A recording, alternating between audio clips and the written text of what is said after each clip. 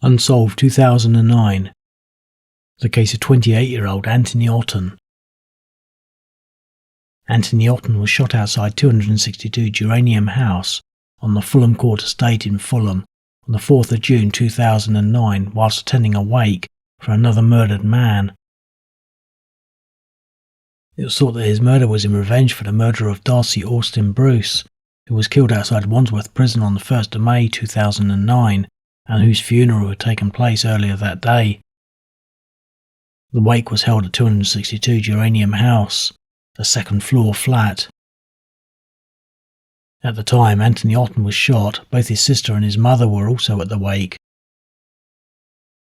The police and an ambulance were called out at 6:50 p.m. on the 4th of June, but he died at the scene. He had been shot through the heart.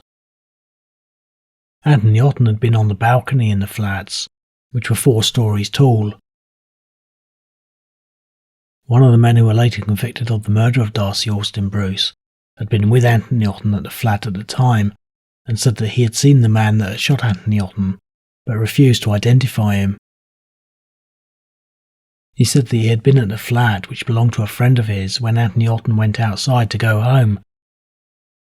He said that he then heard gunshots, followed by a loud panicked knock at the door, and that he then saw Anthony Otton come back in and fall on the floor, having been shot in the chest. He said that the gunman came behind him and shot through the door and ran off, and that he wasn't wearing a mask. 3 people were arrested in connection with Anthony Otton's murder, but no one was charged.